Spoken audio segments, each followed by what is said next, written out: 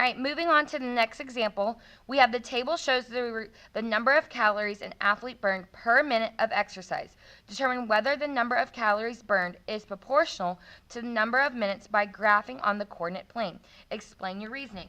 So the first thing I want you to do is I want you to look at the table and see two things. Number one, is there an origin? Number two, is there a unit rate? So the first thing I'm looking for is the origin. Remember, the origin is where you have 0, 0. So we also talked about in the last video independent and dependent. So it says the table shows the number of calories an athlete burned per minute of exercise.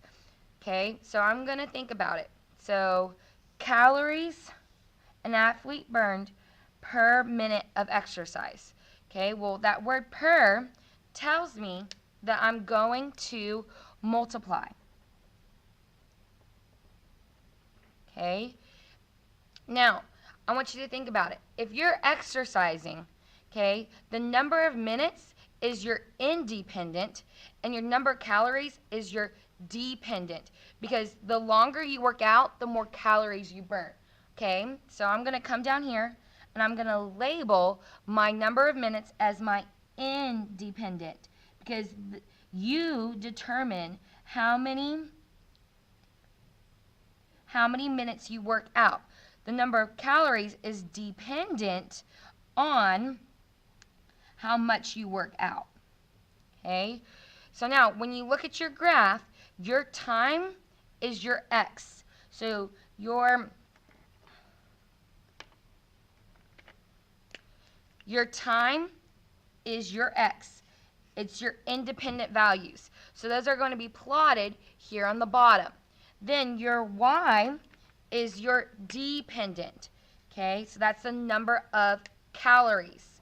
Okay, so you have your independents are your x's, your dependents are your y's. The first thing I'm going to look for is an origin.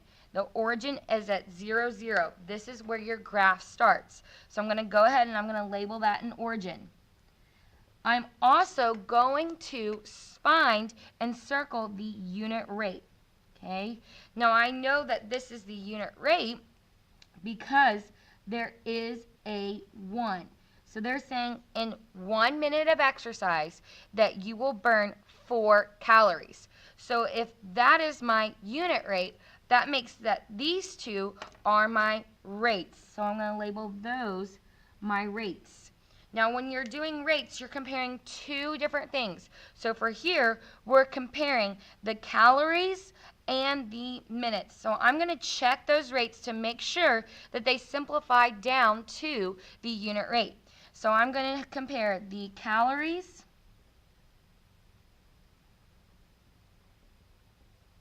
over the number of minutes. Okay, so I'm going to go in and I have 8 calories for 2 minutes. I'm going to simplify that down to make a unit rate. So I know to get from 2 to 1, I'm going to divide by 2. And whatever I do to the minutes, I also have to do to the calories. So 8 divided by 2 is 4. So that gets a check mark because it does simplify down to the unit rate. My next one I have is 13 over 3. Okay, so this is a rate because I'm comparing two different things. I'm comparing calories and minutes. I got to change it to a unit rate, meaning I got to figure out how much you burn in 1 minute. So I'm going to divide by 3. And whatever I do to the minutes, I do to the calories. So I'm going to do 13 divided by 3. So I have, that goes 4 times. Colon decimal 0. Closest you can get that is 3.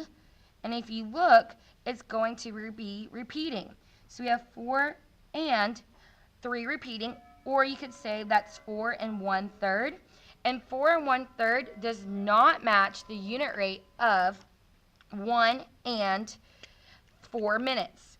So now let's talk about this one, because when you graph it, okay, you're going to start with your x's. So I'm going to find 0, 0, and I'm going to put that point.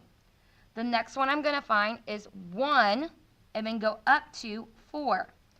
Then I'm going to go to 2 and up to 8. So far it looks proportional because I'm going through the same unit rate. But I'm going to go up, and I'm not going to go to 3 and 12. I'm going to go to 3 and 13. So if I connect those lines, it looks straight, it looks good, okay? And it goes through the origin, but if you simplify all of your rates, they don't all go down to this same unit rate. So this example is non-proportional, okay? And it is non-proportional because not all of the rates simplify down to the same unit rate.